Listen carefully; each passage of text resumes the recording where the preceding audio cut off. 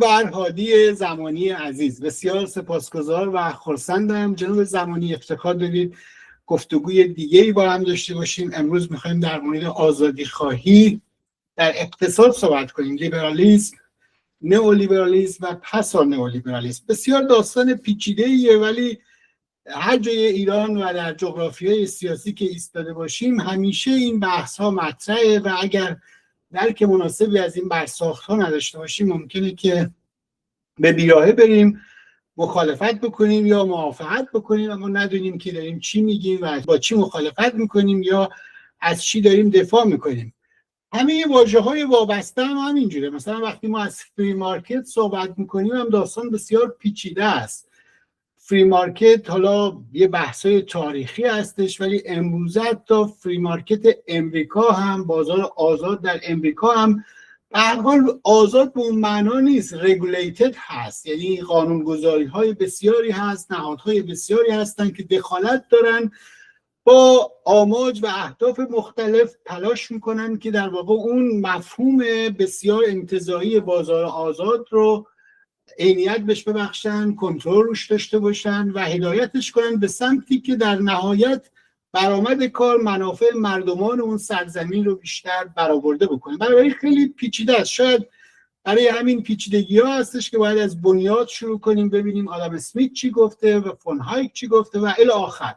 امروز من شما رو به عنوان یک کارشناس برجسته این پهنه دعوت کردم که ما رو روشن کنید و این مباحث رو از بنیاد پیش بذارید، توضیح بدید تا ما بفهمیم که امروزه وقتی از لیبرالیسم، نئولیبرالیسم و پسا نئولیبرالیسم صحبت می‌کنیم منظورمون چی هستش.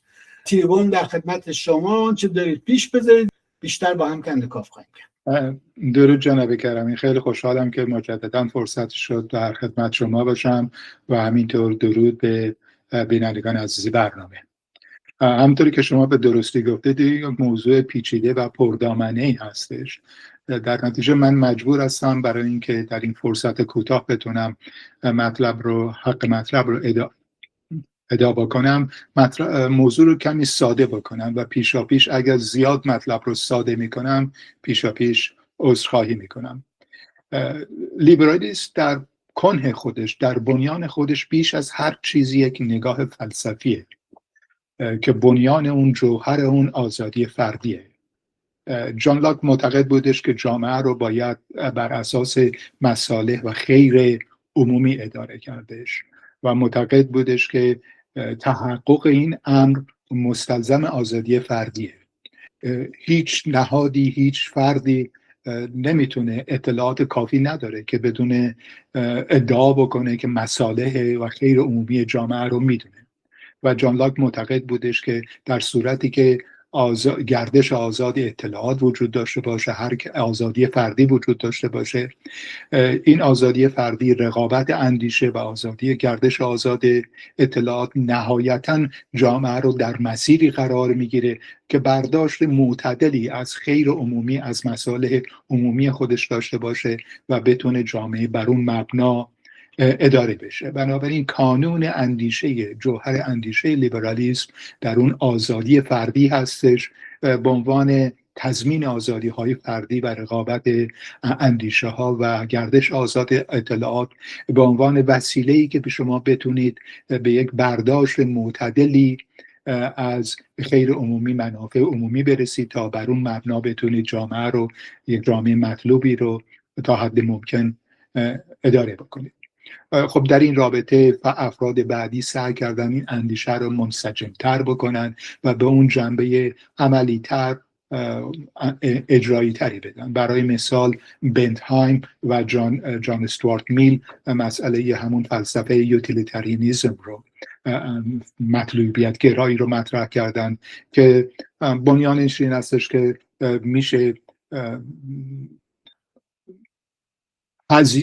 عملا تحلیل هزینه و منافع هستش که شما اون چیزهایی رو که ازش لذت میبرید، طالبش هستید میشه اندازه گرفتش، روش‌هایی پیدا ارائه بدن که برای اندازه‌گیری و اون چیزهایی که ازش ناراضی هستید، نمیخواهید، ضد مطلوبیت اونها رو هم از نیسته بگیرید و راههایی رو پیدا بکنید، جامعه راههایی رو پیدا بکنه که یک تحلیل هزینه و منافع بین مطلوبیت ها و ضد مطلوبیت ها انجام بده و روشی رو انتخاب بکنه، برنامه‌ای رو انتخاب بکنه که اون جمع این مطلوبیت های منفی و مثبت رو به حد اکثر برسونه.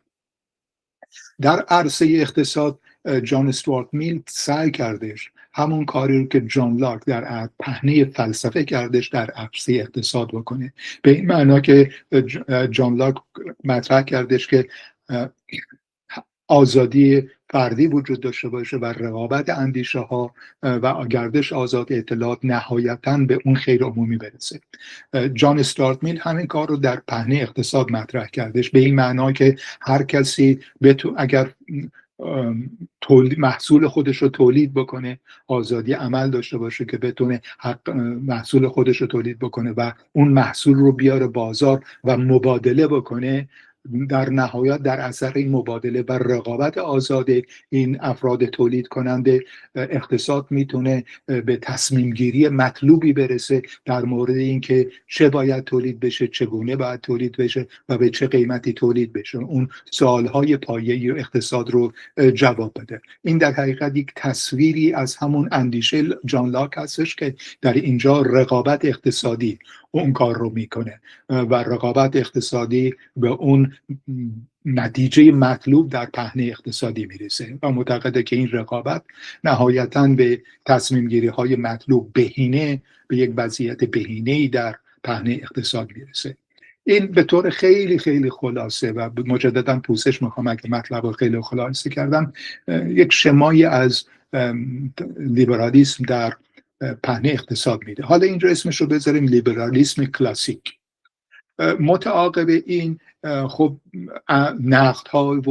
نقدهایی به جان استوارت میل و جان لاک غیره و غیره مطرح شدش که کاستی های این اندیشه رو مطرح بکنن. برای مثال در بنیان فلسفی این مطرح شدش که خب همه افراد جامعه در شرایطی نیستن که از آزادی خودشون بتونن به شکل مطلوبی بهره برداری بکنن. برای مثال وقتی که توانایی اقتصادی لازم رو نداشته باشن، دچار فقر باشن، عملا نمیتونن از اون آزادی خودشون استفاده بکنن و این به اون انجام میده که در پهنه سیاسی، فلسفه سیاسی تاکید گذاشته بشه بر برابری فرصت‌های برابر، که امکاناتی در اختیار افرادی قرار داده بشه که از شرایط اقتصادی مطلوب برخوردار نیستن یا از دچار تبعیض هستن یا پایگاه اجتماعی هستن که نمیتونن از آزادیاشون برخوردار باشن، که بتونن در اون رقابت اندیشه، در اون رقابت فردی مشارکت داشته باشن. در حقیقت یک شیوه برخورد با کاستی های لیبرالیسم بودش که می انجامه به برداشت دموکراتیک از لیبرالیسم که مثلا در حزب دموکرات آمریکا شما میبینید و احزاب مشابهه که در اروپا وجود دارن. در پهنه اقتصاد همین کار انجام گرفتش، مطرح شدش که اون اندیشه‌ای که آدم اسمیت میگه که اگر هر کسی محصول کار خودش رو بیاره در بازار مبادله بکنه و این تبادل آزاد فعالیت‌های اقتصادی نهایتاً به نتیجه مطلوب برای کل جامعه میرسه در اثر رقابت، این اندیشه مطرح شدش که این موقعی به نتیجه مطلوب میرسه، رقابت موقعی به نتیجه بهینه برای کل جامعه میرسه. یعنی اگه هر کسی سود خودش رو به حد اکثر برسونه، موقعی به سود حد اکثر اجتماع میرسید شما که رقابت کامل وجود داشته باشه. و در پهنه اقتصاد به دلایل متعدد رقابت کامل وجود نداره، چون بعضی ها مثلا توانایی مالی بیشتری دارن یا موانعی برای ورود به بازار دارن.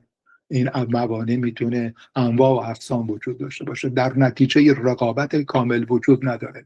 و در این راستا حرکت کردن که چجوری میشه رقابت رو کنترل کرده، شرایطی به وجود بیادش که نزدیک بشیم به اون رقابت کامل. مثلا این اندیشه مطرح شده که جلوی مونوپولی ها گرفته بشه و قوانین زیادی وضع شدش که از گسترش مونوپولی ها جلوگیری بشه که بتونه یک بازار رقابتی به وجود بیادش و این دامنه بسیار زیادی داشتش که همون حالتی که در پهنه فلسفه و فلسفه سیاسی به وجود اومدش در اقتصاد هم مطرح شدش که چجوری شما بتونید رقابت کامل داشته باشید که به اون لیبرالیسم جان لاک عملا تحقق پیدا بکنه. و اینجا نئوکلاسیک ها مطرح شدن، لیبرال های نئوکلاسیک به اصطلاح. اگه اسمیت رو کلاسیک بدونید، اینجا نئوکلاسیک ها مطرح میشن که میپذیرن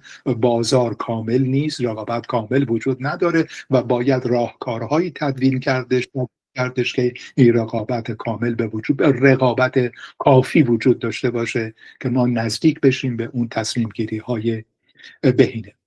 از طرف دیگه تحولات با مجموعی از تحولات اجتماعی شما روبرو شدید. یک مجموعه از تحولات اجتماعی ناشی از موفقیت سوسیالیسم در شوروی و بعضی کشورهای دیگه اروپایی بودش که در نتیجه این اندیشه لیبرالیسم رو به لحاظ سیاسی تحت فشار قرار دادش که فضای بیشتری داخل دولت در اقتصاد باز بکنه که بتونه اون عدالت اجتماعی بیشتری برقرار بشه. همینطور در پهنه داخلی کشورهای اروپای غربی رقابت سیاسی بین احزاب کارگری، بین صنف‌های کارگری، سندیکاها و سرمایه‌داران باز دوباره این مسئله رو تشدید کردش و اون اقتصاد لیبرالی به طور فزاینده‌ای به اون سمتی حرکت کردش که هرچه بیشتر دولت در اقتصاد مداخله بکنه. در لیبرالیسم کلاسیک نقش دولت نقش حداقلیه که فقط به عنوان نگاه اون رقابت رو، صحنه رو نگه میداره که در اون صحنه بتونه رقابت صورت بگیره، رقابت مؤثر صورت بگیره. اما در این قدم‌های بعدی به طور فزاینده دولت وظایف یه چیزی بیشتر از حداقل وارد میشه. به طور فزاینده مثلا دولت رفاه به وجود میادش که کمک بکنه که اون تور رفاهی وجود داشته باشه که کسی نره زیر خط فقر و مداخلات مثلا از بعضی از صنایع رو که حالتهای استراتژیک داشتن ملی میکنن و به طور فزاینده شما به سمتی میرید که هی به خاطر اینکه اون نقص ها و کاستی هایی که در لیبرالیسم بودش پاسخ بدن، نقش دولت به طور فزاینده‌ای در اقتصاد گسترش پیدا میکنه.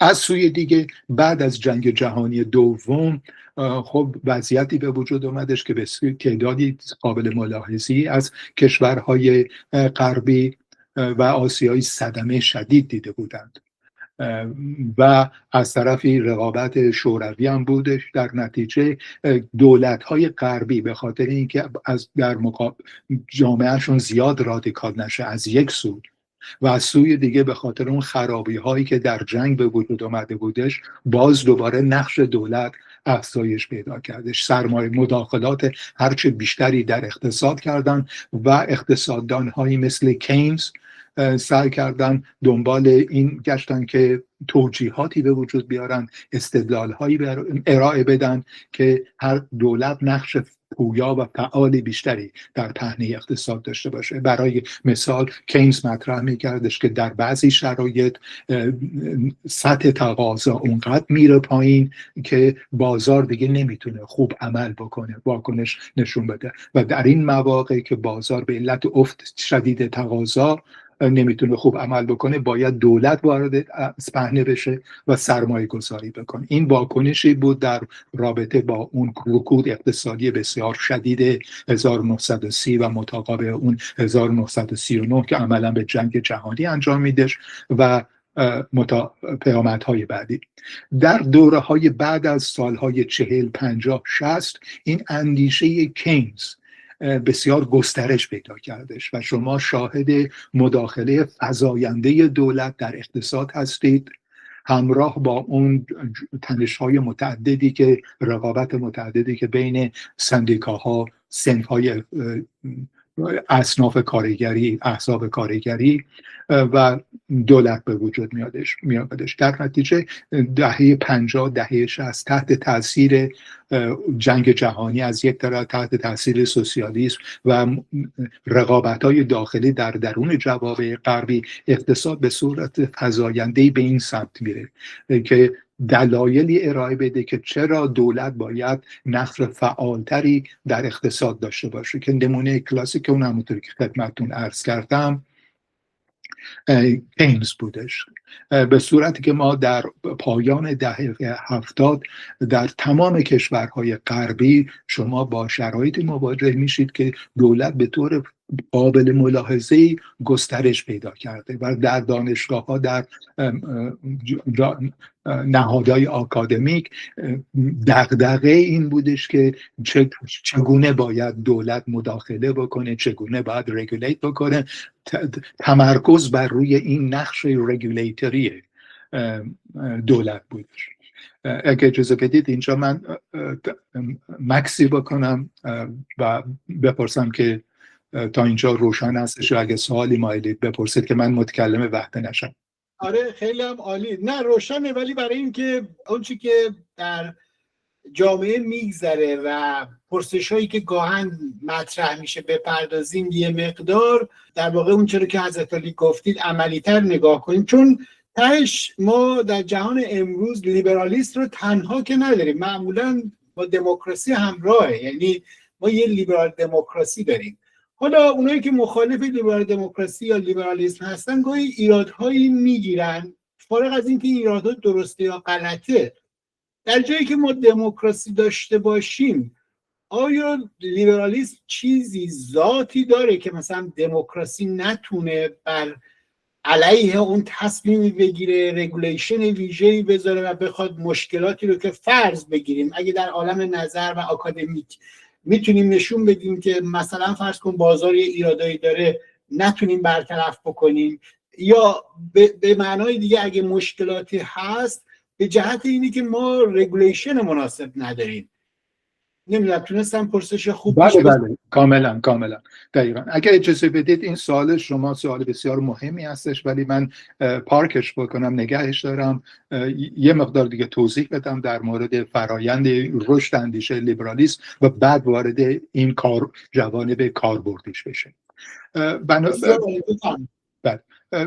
بنابراین در همچین فضایی که دولت‌های غربی بسیار در اقتصاد مداخله کرده بودند، دامنه مداخلاتشون گسترش شده بود و از طرف دیگه سوسیالیسم داشتش رشد میکردش، از نه تنها در شوروی بلکه در بقیه کشورهای آمریکای لاتین، در کشورهای آسیایی رشد کرده بودش. یه فضایی به وجود آمدش که نهایتاً احتیاج به نو کردن لیبرالیسم داشتش، احتیاج به نوسازی لیبرالیسم داشتش و در اینجا بودش که هایک وارد شدش، اقتصاددانی که بعداً جایزه نوبل رو به خاطر کاراش بودش. نقش هایک دغدغش این بودش که اولا در درجه اول نشون بده که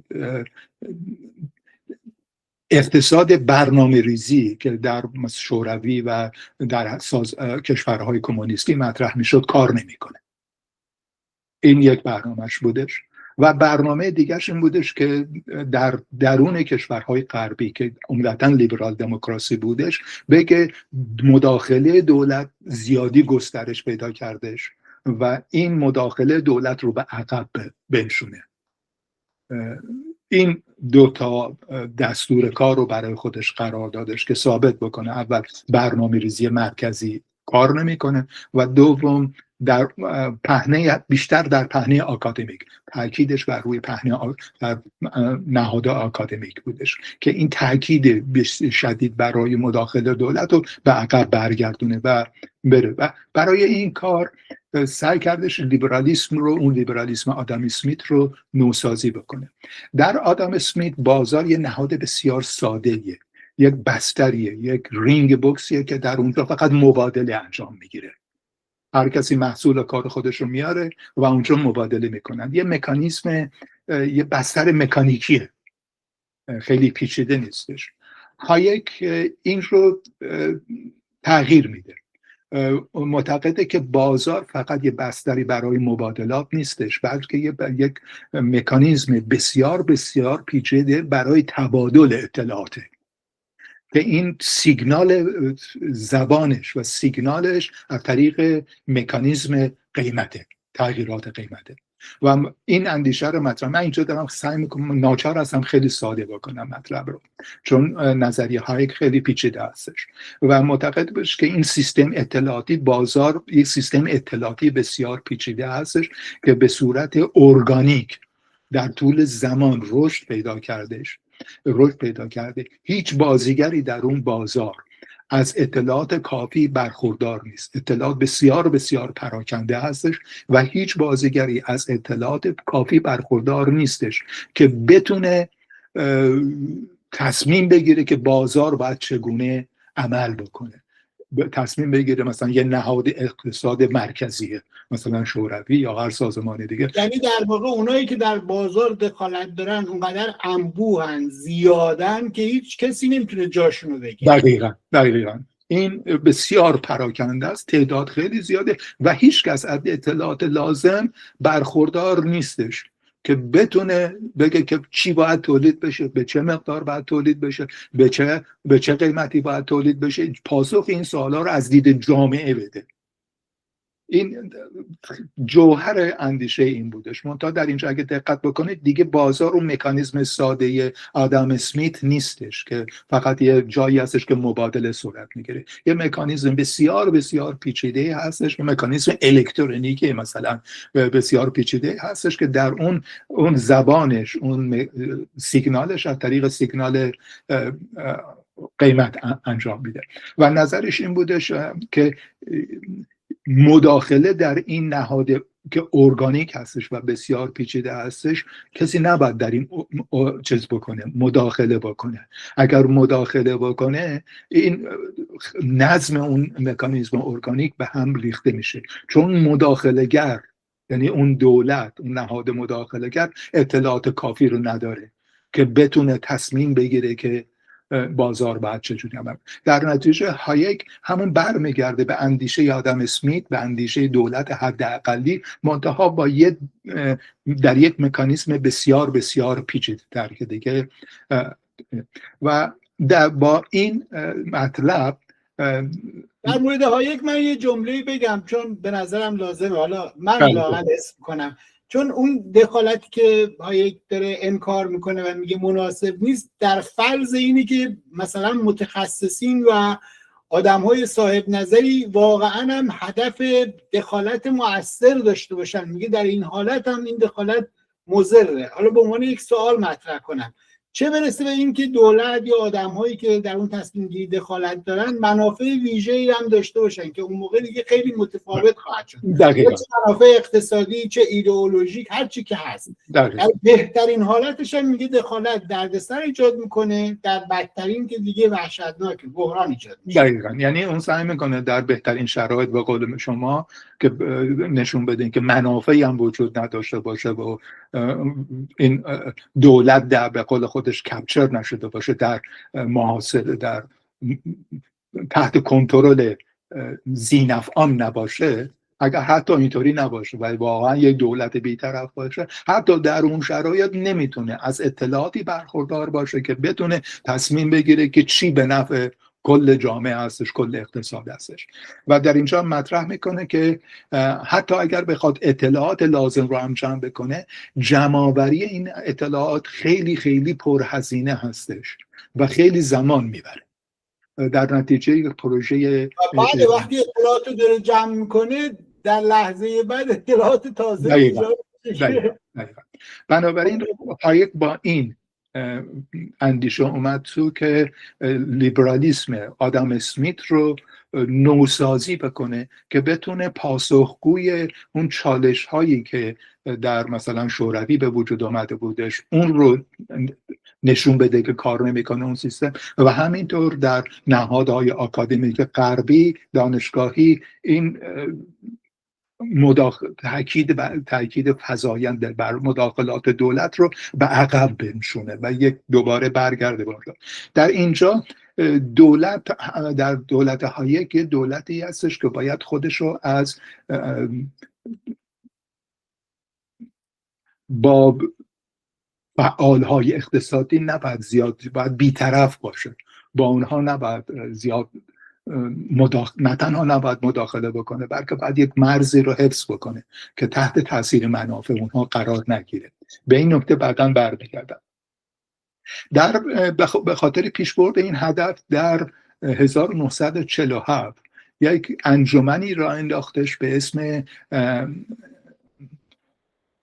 مونت پرلین سوسایتی که هدفش هم همین بود. در درجه اول این بودش که چه کار بکنن که یه اقتصاددان جمع شدن که چه کار بکنن که در این نهادهای دانشگاهی چه نظریه هایی رو مطرح بکنن که این اندیشه رو در نهادهای دانشگاهی پیش ببره که اون مرزی رو که کینز جان مینارد کینز جلو مطرح کرده بودش که باعث رشد و گسترش بسیار پردامنه دولت شده بودش عقب بشونه. کسایی در این انجمن فعال بودن مثل میلت فریدمن و یه سری اقتصاددان‌های اینطوری. این اندیشه خیلی رشد کرد، در دهه 70 به خصوص رشد کرد تا موقعی که خود هایک در سال 1974 جایزه نوبل اقتصاد رو بردش و سال 1976 هم میلتون فریدمن جایزه اقتصاد رو بردش. دیگه در دهه 70 تقریبا مرز اون سیلابس، اون حال فارسیش از ذهنم رفته کنار که اون بخش بله اون چیزی که مثلا تو دانشگاه ها به عنوان سیلابس درس میگیرن که درس بدن، اون ساختار درسی دانشگاه ها تغییر کرده بودش. قبلا مثلا خیلی تئوری های کینز و اینجور اقتصاددان ها رو مطرح میکردن، اونقدر تغییر کردش که بیشتر روی مانیتاریسم و نظریه های فریدمن و این چیزها، یعنی اون فضای دانشگاهی چه اونگونه که درس میدادن خیلی تغییر کردش.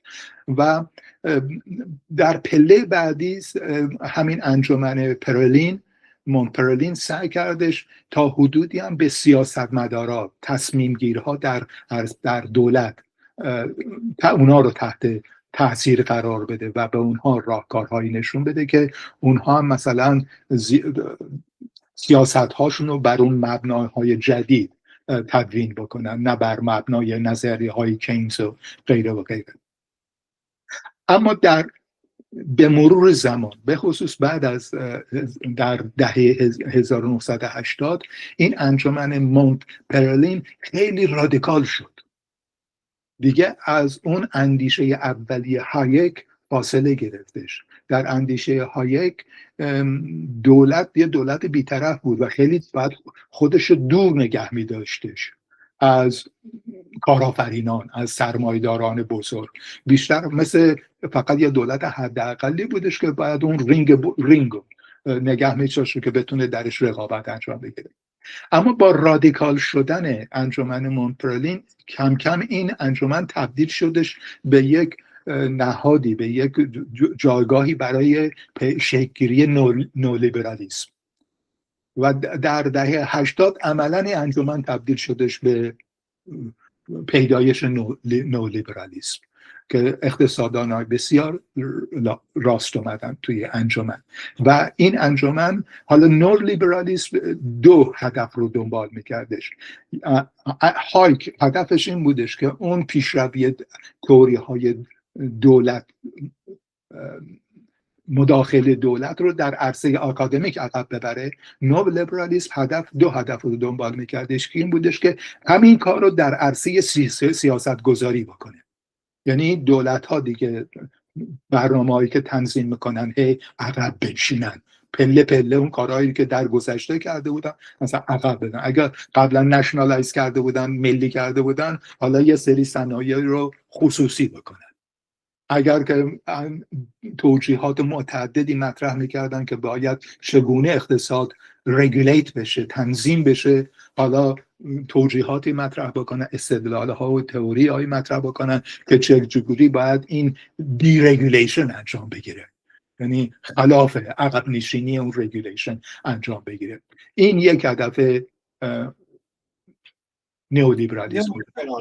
هدف دومش گسترش جهانی سازی بودش، جهانی شدن بودش، که سرمایه از مرزهای داخلی فراتر بره و سرمایه جهانی بشه. این دو هدف رو دنبال میکردش. در اون لیبرالیسم کلاسیک و اون لیبرالیسم حتی هایک نمیتونستش بستر نظری مناسبی باشه برای جهانی شدن سرمایه داری. نو لیبرالیسم این دو هدف رو در دستور کار خودش قرار داد: دیرگولیت کردن دولت، خصوصی کردن صنایع از یک طرف، و از طرف دیگه جهانی کردنش، ارائه اندیشه های، نظریه هایی که بتونه توجیه بکنه، توضیح بده ضرورت جهانی شدن اقتصاد رو. اما نئولیبرالیسم در حقیقت بیش از این که یک اندیشه اکادمیک باشه، به مقدار زیادی یک پروژه سیاسی بودش و متاسفانه با سرعت ایدئولوژی زده شدش. منظورم از ایدئولوژی زدگی رو اجازه بده توضیح بدم. مثلا در یک دید علمی شما مبنا جهان واقع، جهان خارج از ذهن، واقعیت جهان خارجه. هدف نقش تئوری این هستش که یه الگوی ساده ای ارائه بده که بتونه جهان خیلی پیچیده رو قابل فهم بکنه و از طریق این الگوهای تئوریک روی جهان پیچیده تأثیر بگذاره و اون رو تغییر بده. اما اگر بین این دوتا رو بررسی بکنید، جهان خارج از تئوری و تئوری، مبنا جهان واقعیت مبنا هستش و این تئوری هستش که وظیفش اینه که مدام خودش رو با جهان منطبق بکنه، هی دنبال این بگرده ببینه کجا از اون تئوریش چگونه نمیتونه منطبق بر واقعیت ها باشه، اون عدم انطباق ها رو گیر بیاره، خودش رو تصحیح بکنه تا انطباق بیشتری با جهان واقعی داشته باشه.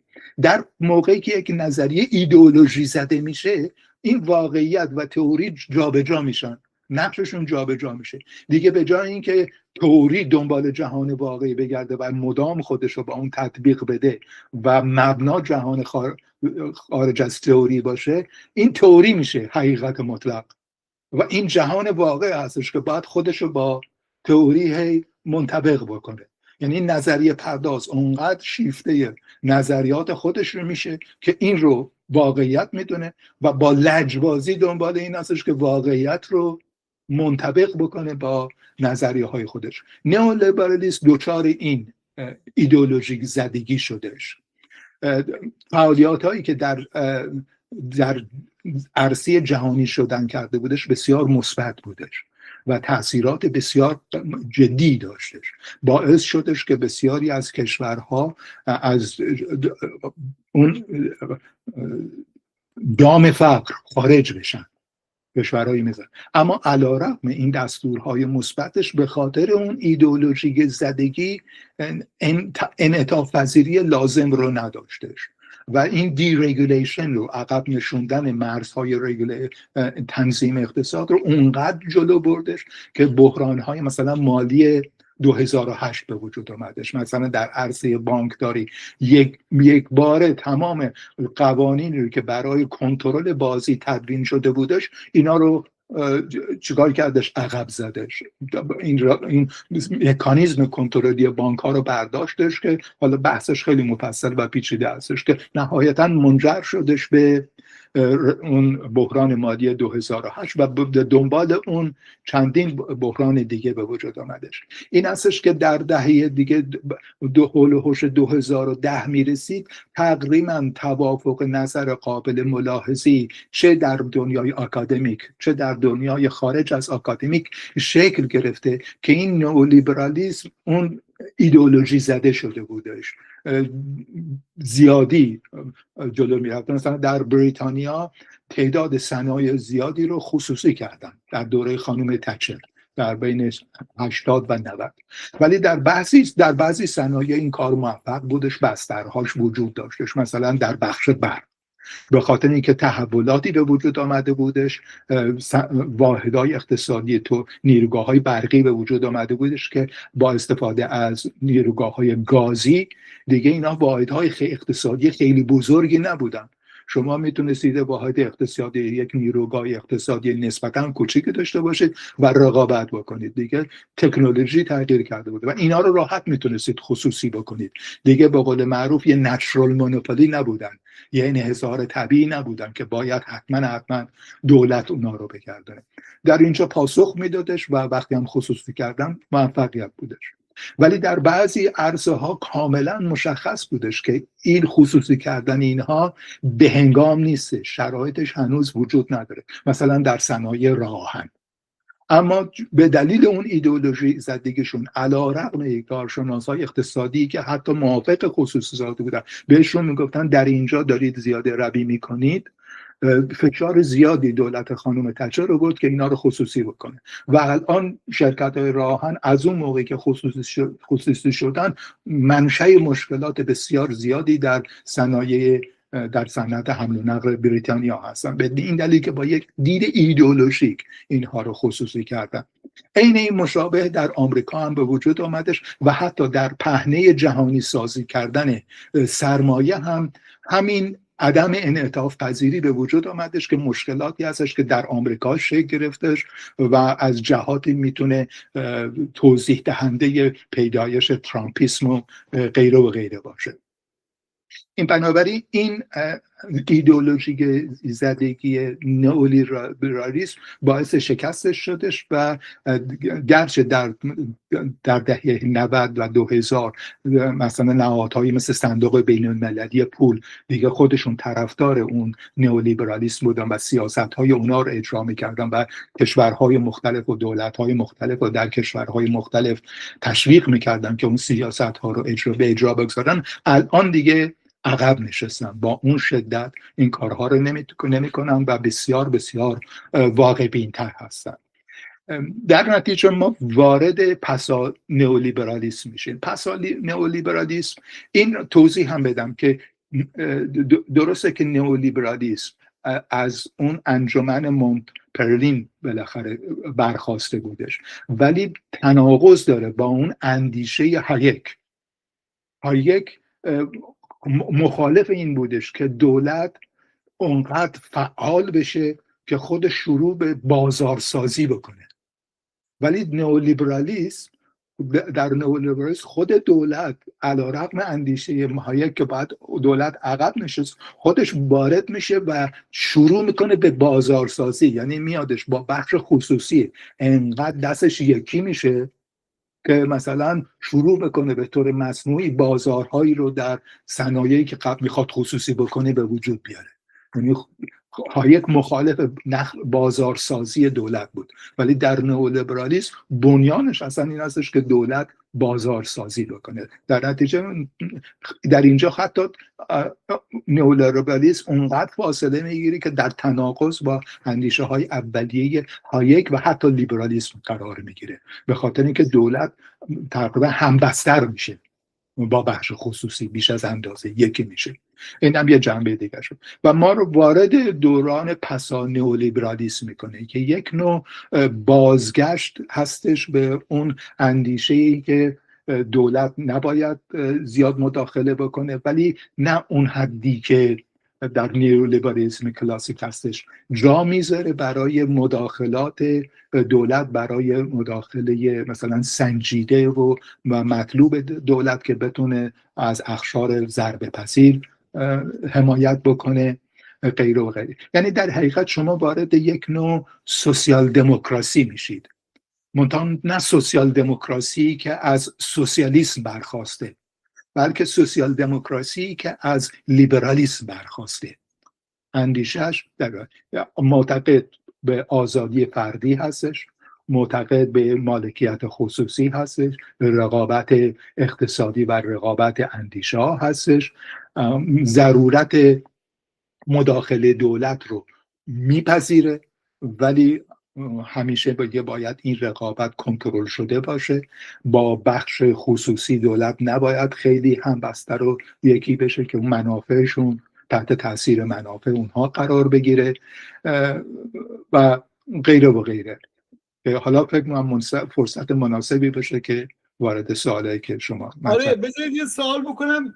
یکی از مشکلات بنیادینی که در جوامعی مثل ایران مطرحه، حالا فارغ از این دانشی که ما در زمینه اقتصاد داریم، مرز دانش و سیاست مشخص نیست. چون میدونیم سیاست کت خداست دیگه، سیاست پادشاه جهانه. به هر حال هر جور که ما به لحاظ آکادمیک به اقتصاد نگاه کنیم، تهش این تصمیم گیری های سیاسیه که تعیین کننده است. در غرب این مرز چگونه تعریف شده، چگونه نهادسازی شده که این دخالت دولت، دخالت سیاست در مثلا فرض کن دانشگاه ها محدود شده، از اون ور چگونه سیاستمداران میتونن تصمیماتی رو بگیرن که به هر حال به دریافت‌ها و داده‌های علمی مسلح باشه. تو غرب چگونه این مشکل حل کردن؟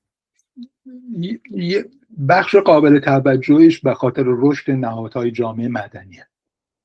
این یک بخشش هستش که نهادهای، یا با تو کلی تر بگیم، اون چیزی که دولت رو کنترل میکنه، که اینجا یه پلی هم میشه به مسئله ایران، این هستش که در برابر دولت نهادهایی وجود داره که میتونه از قدرت برخورداره، وابسته به دولت نیستن، مستقل از دولت هستن و میتونن قدرت دولت رو به چالش بکشن. یکی از این نهادها همون بخش خصوصیه که در برابر پایگاه اقتصادی داره و میتونه در برابر قدرت سیاسی دولت بایسته. یه نهاد دیگه سندیکاها و اصناف هستن، اصناف کارگری، سندیکاهای کارگری، که باز دوباره اینها از قدرت قانون در زیر چتر قانونی از استقلال برخوردار هستن، از قدرت هایی که قانون بهشون میده، حقوقی که قانون بهشون میده برخوردار هستن و این استقلال و قدرتی که دارن دوباره به عنوان نهادی عمل میکنه در برابر دولت که بتونه قدرت رو کنترل بکنه. به همین ترتیب نهادهای متعدد جامعه مدنی دارید، از جمله نهادهای آموزشی که اینها مجددا با از درجه از استقلال برخوردار هستند و این استقلال بر اساس اون اندیشه لیبرالیسم که چندین قطر ادامه داره در سیستم درونی شده، نهادینه شده، به صورتی که واقعا نهادهای دانشگاهی از استقلال قابل ملاحظه‌ای برخوردار هستند. گردانندگانشون اینطوری فکر میکنن، ساختار اجتماعی و سازمانیشون اینطوری هستش و غیره و غیره. همین وضعیت در بقیه نهادهای اجتماعی وجود داره و بر فراز اینها هم قانون هستش که اون چارچوبی به وجود میاره که هر یکی از این نهادها در چارچوب قانون عمل. یعنی مثلا برگردیم به شرایط ایران، چون بسیار از اقتصاددانایی که در ایران امروز کار میکنن اندیشه های لیبرال رو به هر حال میپسندن و فکر میکنن اگر بخواد جامعه نجات پیدا کنه از کاربست این اندیشه هاست، ولی میبینیم که در عمل موفقیتی وجود نداره. بسیاری از چپ ها به اندیشه های لیبرال حمله میکنن، در صورتی که میشه به آسونی به این نتیجه رسید که چون نهاد نداریم، چون دموکراسی نیست، چون بازار واقعا بازار آزاد نیست، چون دانشگاه ها آزاد نیستن، هزار مشکل دیگه وجود داره که منجر به فاجعه میشه که ممکنه آخرینش اندیشه های لیبرال باشه در اقتصاد. نظر شما؟ ببینید، حالا این ما رو وارد میکنه به مبحث بعدی صحبت که کاربرد این اندیشه ها در ایران هستش. اگر برگردیم به اون صحبتی که در مورد پسال نئولیبرالیسم کردیم که لیبرالیسم کنونی یه نوع سوسیال دموکراسی هستش، منتها سوسیال دموکراسی که نه از بستر سوسیالیسم برخواسته شده. سوسیال دموکراسی که از بستر سوسیالیسم برخواسته شده باشه، هدف نهاییش این هستش که اون مالکیت خصوصی رو الغا بکنه. هدف نهاییش این هستش که دولت نهادی باشه که تصمیم میگیره برای کل جامعه. منتها چون توازن قوا به صورتی هستش که این کار رو نمیتونه بکنه، سعی میکنه که چکار بکنه، پله پله تدریجی این کار رو بکنه. و از طرف دیگه چون تجربه مثلا شوروی شکست خورده بوده، گرایش داره که اون سوسیالیسم رو با دموکراسی تلفیق بکنه. در حقیقت شما میرسید به سوسیالیسم دموکراتیک، یکی از یک طرف میخواد سوسیالیسم رو با دموکراسی آشتی بده که دیگه دولت مثلا فقط نماینده پرولتاریا نباشه، بلکه منافع سایر و رقابت وجود داشته باشه غیره. از طرف دیگه چون معتقد هستش که متوجه میشه که توازن قوا به صورت این نیستش که بتونه کل اقتصاد رو اقتصاد سوسیالیستی بکنه، پله پله میخواد حرکت بکنه. ولی اما در این نگاه مشکلی که به وجود میادش این هستش که خب بازار یه پدیده کاملی نیستش که همیشه پرفکت باشه، عالی باشه. بالاخره هر از گاهی یه بحرانی درش به وجود میادش. به قول هایک اصلا ریسیشن و نمیدونم تورم مکانیزم های درونی بازار هستن برای تصحیح خودش. و این بحران هایی که به وجود میاد، شما وقتی که اندیشتون این باشه که کلن بازار یک پدیده منفی هستش، یک پدیده استثماری هستش و این پدیده استثماری چنانچه شما قدرتش رو داشته باشید باید در همش بشکنید و یک مکانیزمی جانشینش بکنید که بازار نیستش بلکه تصمیم گیری مرکزی هستش که در وقتی این اندیشه رو داشته باشید، هر موقعی که به بحران برخورد میکنید فکر میکنید اون لحظه رسیده، اون لحظه رسیدگی که باید سیستم رو داغون بکنید و یک سیستم جانشین به وجود. در نتیجه همیشه این خطر وجود داره که سر بخوره به یه سمت رادیکالیزم بیش از حد میادش، سر میخوره به سمت مداخله بیش از حد دولت. اما در سوسیال لیبرال دموکراسی این خطر وجود نداره، چون از لیبرالیسم و آزادی صحبت میکنه و بازار رو میپذیره و فقط دنبال این هستش که نقصهای بازار رو برطرف بکنه. این خطر وجود نداره. خطر دیگه ای تهدیدش میکنه. خطر دیگه که تهدیدش میکنه این هستش که انقدر گام به گام عمل بکنه که مدیرانش اون آبوکی تصمیم گیری یا اون شجاعت تصمیم گیری رو که چالش بکنن از دست بدن و یه جوری محصور بازار موجود بشن. این خطر که تبدیل بشن به کارگزارهای سیستم، این خطرش رو تهدیدش میکنه. ولی اون خطری رو که اما در مجموع به نظر من این سوسیال لیبرال دموکراسی برای ایران مطلوب تره، یعنی سوسیال دموکراسی که از لیبرالیسم برخواسته باشه. چرا مطلوب تره؟ اگر سوسیالیسمی که از لیبرالیسم برخواسته باشه، سوسیالیسم سوسیال دموکراسی که از لیبرالیسم برخواسته باشه که تلفیقی هستش. در حقیقت لیبرالیسمی هستش که شما سعی میکنید کاستی هاشون قبول ندارید که این دیگه آخرین پاسخ دنیا هست و هیچ نقصی نداره، به عنوان یه الگوی مطلوب میپذیرید بازار رو، ولی سعی میکنید بپذیرید که خب نقص داره، نقصاشو پله پله باش برخورد بکنید، برطرف بکنید و اون مداخلات. ما رو الان برمیگردونه به اون سوالی که من پیشتر کردم که به نظر میرسه که حالا هر باوری نسبت به لیبرالیسم داشته باشیم در پهنه اقتصاد، اگر دموکراسی باشه و دموکراسی کار بکنه هیچ هسته ثبتی نداره که جامعه نتونه با رگولیشن مثلا مشکلاتی رو که لیبرالیسم در بازار ایجاد میکنه برطرف بکنه. آیا این برداشت درستیه؟ درسته. منتها من میخوام بگم که حتی دلیل‌های پایه‌ای تر وجود داره برای ایران که چرا سوسیال لیبرالیسم برای ایران، سوسیال دموکراسی یا سوسیال لیبرال دموکراسی که متمایزش بکنن با اون سوسیال دموکراسی که از سوسیالیسم برخواسته میشه. چرا این سوسیال لیبرال دموکراسی برای ایران مناسب تره؟ در ایران اگر شما به پیشینه تاریخیش ببینید، همیشه دولت بسیار قوی بوده، حتی در سده‌های بسیار بسیار گذشته، و طبقه مستقل از دولت وجود نداشته که در عمل بتونه قدرت دولت رو محدود بکنه.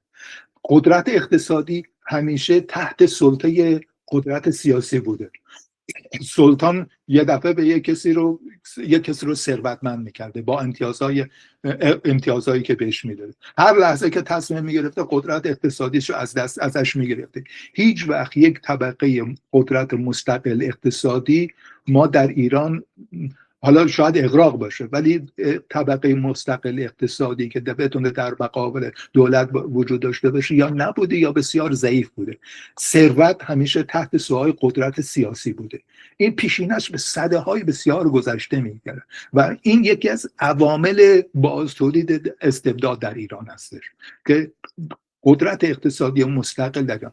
اگر در آینده ما بخواهیم استبداد رو کنترل بکنیم، قدرت دولت رو کنترل بکنیم، مهار بکنیم، باید در برابرش نهادهای واقعی به وجود بیاد که توی عرصه واقعی بتونن در برابر دولت بایستن. این کافی نیستش که مهمه که قوانینی بنویسید، ولی بهترین قانون اساسی رو هم شما تدوین بکنید وقتی در جامعه نهادهای قدرتمندی وجود نداشته باشن که در پهنه واقعی در اون عرصه مبارزه بتونن در اون میدان واقعی رو مقابل دولت بایستن، دوباره برمیگردید به استبداد. قانون کافی نیست، باید نهادهای واقعی وجود و یکی از اون نهادهای بسیار بسیار قوی نهاد بازار مستقل، نیروی مستقل. اینو نداشته باشید تقریبا، به خصوص با توجه به اینکه نهادهای جامعه مدنی در ایران ضعیفه، یک باره نمیشه چیزی. بنابراین شما اگر بخواید نواقص کار رو از طریق قدرتمند کردن دولت حرکت بکنید، احتمال خیلی قابل ملاحظه‌ای دارید که دوباره بیفتید تو چاله استبداد. حتی اگر با دموکراسی هم شروع بکنید، احتمال خطر قابل ملاحظه‌ای داره که این دموکراسی پایدار نباشه. علاوه بر این در دوران مدرن دولت درآمد نفت هم داره، حالا دیگه استقلال مالی هم داره. این دیگه اون رو مشکل رو صد چندان میکنه. بنابراین به اعتقاد من در ایران اگر شما بخواید دموکراسی داشته باشید، باید بخش خصوصی رو استقلالش حفظ بکنید. من شدیداً طرفدار عدالت اجتماعی هستم، طرفدار مداخله دولت برای تامین اجتماعی هستم، ولی اگر شما این کانالی بره که بخش خصوصی رو تضعیف بکنه، دموکراسی رو تضعیف میکنه، نمیتونه در برابر جز بشه. باید این عدالت اجتماعی از کانالی بره که یک بخش خصوصی قوی هم در مقابل دولت وجود داشته باشه که بتونه اون رو جلو کنه. این پیوند پیدا میکنه با مسئله کارایی، با مسئله فساد در این حال که مسئله همین نمونه رو بگیریم. شما به درستی دارید میگید که باید بازار قدرتمندی وجود داشته باشه. ولی در شروع کار مثلا فرض کنید اگه گذاری از جمهوری اسلامی ایران رقم بخوره، ما در مجلس مؤسسان بخوایم قانون گذاری کنیم، تهش به داوری مردم باید مراجعه کنیم. کجاست اون مرزی که ممکنه مثلا دوباره مردم تشخیص درستی ندن؟ مثلا در مورد نفت میشه یه کاری کرد، نفت رو مثل نروژ به یه سرمایه ملی تبدیل کرد با یه حساب مشخصی. مثلا منم خیلی ساده، یه راهش اینه که ماهیانه توزیع بشه سهم هر شهروندی، یه راه دیگهش اینه که سرمایه گذاری بشه بعد سودش توزیع بشه، یه راه دیگهش هم مثلا فرض کنید اینه که دست دولت باشه. ولی تهش تصمیم گیری در موردی که کدوم یکی از این آپشن ها و گزینه ها رو انتخاب کنیم، این تصمیم دموکراتیکه دیگه، باید به نظر مردم بسپاریم. ولی خب اون موقع یه مشکلی وجود داره، اگه مردم تشخیص درستی ندن، از اول تشخیص غلطی بدن، دوباره مشکل ایجاد خواهد شد. اینجا از این انگاره‌های لیبرالی استفاده کنیم، بحث‌های آکادمیک و کارشناسی. امروزه اگه بخوایم مثلا شسته رفته یه ایده‌ای رو جلو بذاریم که در موردش کار بکنیم، مثلا در مورد همین مسئله نفت چی کار باید بکنیم که تبدیل به یه بلایی در ایران آینده نشه؟ ببینید این نهایتاً یه پاسخ بسیار کاملی نداره. در تحلیل نهایی آگاهی جامعه است. اگر جامعه آگاهی نداشته باشه و دنبال ایدئولوژی های اشتباهی بیفته، این خطا دوباره تکرار میشه. اما به اعتقاد من الان جامعه ایران با در این مسیری که آمده به این آگاهی رسیده که مسیر درست از این نیستش که بخش خصوصی رو ضعیف بکنه. فکر میکنم دیگه مثلا در انقلاب 57 اینطوری بودش. اون پارادایم فکری روشن فکران که گسترش پیدا کرده بود در جامعه، در این جهت بودش که دولت نماینده طبقه سرمایه‌دار صرفاً و صرفاً، باید دولت رو صنایع رو همه رو دولتی کردش، باید رفتش دنبال یا پارادایم سوسیالیسم، شبه سوسیالیسم رو دنبال میکردن که همش در اثر به دنبال گسترش دولت بودش، به دنبال جمع کردن دست و پای بخش خصوصی بود و غیره و غیره. این در بخش مذهبیش بودش، در بخش غیر مذهبیش مارکسیستش بودش، حتی در بخش لیبرالش هم تحت تاثیر این اندیشه ها بودش. تا اگر همچین پارادایمی الان هم وجود داشته باشه، دوباره اون خطا تکرار میشه. منتها به اعتقاد من به مقدار زیادی ما بر این مشکل فائق اومدیم با تجربه‌ای که الان از جمهوری اسلامی داریم. به نظر من احتمالش ضعیفه که ما به یک الگوی دولت سالاری در اقتصاد دوباره برگردیم. این کار نمیکنه. موافقم، ولی از اون ور در حال همین نفت یا سرمایه‌های ملی دیگه‌ای که هست، اگه یه دولت جایگزینم بیاد دوباره به این سرمایه‌ها دسترسی داره. در نبود نهادهای دموکراتیک، نهادهای آزاد مثل دانشگاه، رسانه و چرخش قدرت، همیشه احتمال اون هست که کسایی که به این منابع دسترسی دارن ازش بهره ببرن، به نهادهایی که همسو با خودشون هستن کمک بکنن، اونها پیش برن، سرکوب رو بتونن اداره بکنن یا حتی انتخابات رو بتونن مثلا سمت و سوش بدن و در یک شیب آروم آروم دوباره ما برگردیم به یک جایی که اون چه که ملی هست به جای اینکه در خدمت ملت باشه، در خدمت یک گروهی باشه برای کنترل ملت. به نظر میرسه که دموکراسی در اینجا خیلی مهمه. یعنی ما باید بنیادهای دموکراسی رو خیلی خوب بچینیم که اونایی که به قدرت میرسن نتونن از قدرت استفاده کنن برای اینکه اقتصاد رو هم در خدمت خودشون بگیرن. آیا این برداشت درستی هست یا نه؟ 100% درسته و این کار آسونی هم نیستش. یعنی این کاری نیستش که با یه جواب پاسخ ساده بتونید کار، باید با دقیق پله پله حرکت بکنید، با صبوری حرکت بکنید، برید جلو. ولی و نمیشه امیدوار باشیم که کسایی که به قدرت میرسن آدمای خوبی باشن این کارا رو نکنن. هر کسی به قدرت برسه ممکنه این کارو بکنه، مگر اینکه قوانین سفت و سخت باشه که جلوی این نوع انحصارات رو بگیره. دقیقاً بعد اون تاکید بر قوانین، منتها در اون پله مثلا فرض بکنه در بخش اقتصاد الان باید مثلا اگر همچین اتفاقی افتادش به مرور زمان به طور سامانمند و منظمی صنایعی رو که اولا باید سپاه از اقتصاد خارج بشه، سپاه از سیاست باید خارج بشه، این واحدهای اقتصادی که در دست سپاه هستش باید به طور منظمی و سنجیده‌ای به بخش خصوصی مجددا واگذار بشه. اون صنایعی رو که دولت تصاحب کرده بدون توجیه درست حسابی همینطوری چیز کردن باید دوباره به بخش خصوصی واگذار بشه. این کار انجام بگیره به شرطی که درست انجام بگیره، حساب شده انجام بگیره و اینکه حساب شده انجام بگیره انجام بگیره و حساب شده انجام بگیره در عمل یعنی بنیادهای مردم سالاری واقعا باشه، یعنی قانونگرایی باشه، یعنی چرخش قدرت باشه. یعنی صرف این که ما توصیه بکنیم به هر حال در نهایت یک کسایی باید سر این مسائل تصمیم بگیرن. اگر اون مبانی دموکراسی رعایت نباشه یا فراهم نباشه این توصیه ها تهش چی؟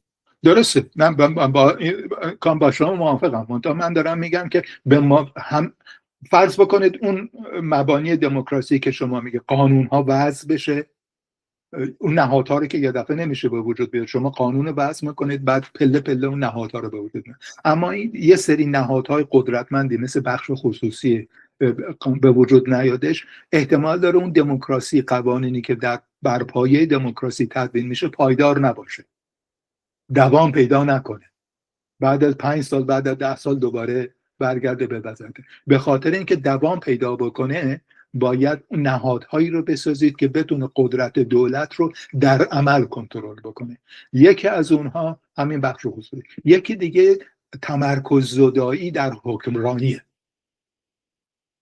که بتونه به طور به لحاظ جغرافیایی قدرت از تمرکز خارج بشه. این هم یه شیوه دیگه کنترلش هستش.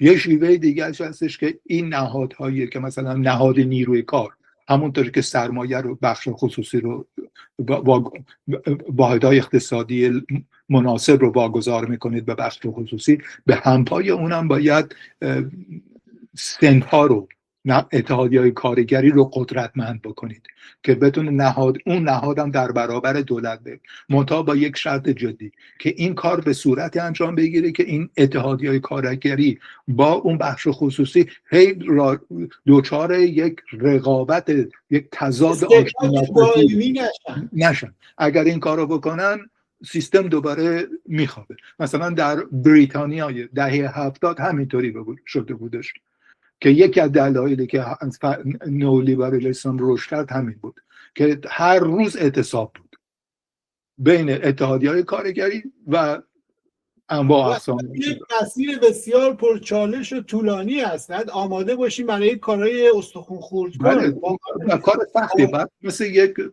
خیلی با حوصله، مثل یک هنرمنده خیلی که به نکات ضعیف دقت میکنه. این سیستم رو با ظریف باید بسازید، قدم به قدم باید بسازید که چیز بکنید. هم بخش رو اینی که خصوصی بشه، بعد مثلا بعد جور خصوصی سازی بکنید به زیان به عکس خودش تبدیل میشه. اون خصوصی سازی باید درست انجام بگیره. همینطور بسیاری از کسایی هستن که به درست واقعا ممکنه نگران محرومان و کسایی باشن که هستن آسیب دیدن یا آسیب پذیرن، بی‌محابا از دولتی کردن مثلا اقتصاد صحبت میکنن و امیدوارن که این به نفع محرومان تمام بشه، در صورتی که میتونه برعکس بشه، نتایج واقعا وخیمی برای محرومان. حتی اگر دولتی نکنن، بخوان به سمت اقتصاد رفاه برن، هزینه گردوندن این مکانیزم اقتصاد رفاه میتونه اونقدر سنگین بشه که چرخ دولت رو بخوابونه. در نتیجه باید اینجا برخوردهای ایدئولوژیک هیچ بخشی نکنه، واقع بین باشه. درسته باید یه اقتصاد دولت رفاه باشه، از اقشار ضربه پذیر پشتیبانی بکنه، مراقبشون بشه، ولی این باید در حدی باشه که هزینهش به اون حدی نرسه که کل سیستم از هم بپاشه. و معجزه‌ای که میتونه این مسیر رو در دراز مدت در واقع پیش ببره بازم دموکراسی که امکان بازبینی رو به صورت بنیادین به جامعه بده، چرخش نخبگان رو، امکان این که در یه انتخابات مردم بتونن تصمیمات گذشته خودشون ارزیابی بکنن، چکشکاری کنن، اصلاح بکنن، کارشناسا همچنین. یعنی نباید دنبال یک معجزه یک بار برای همیشه باشیم، فکر کنیم که کار ساده ایه. اینجاست که ما رو برمیگرده به همون اندیشه لاک و همون اندیشه بسیار اولیه لیبرالیسم که گردش آزاد اطلاعات، آزادی فردی بنیان کار هستش. بسیار عالی، بسیار عالی. فکر کنم که خوبم تموم کردیم، هم خوب شروع کردید، شما توضیحات بسیار خوبی دادید و خوبم تموم شد. امیدوارم که این گفتگو بتونه در ساختن ایران به کار مردمانی که واقعا نگران ایران و آینده ایران هستن بیاد.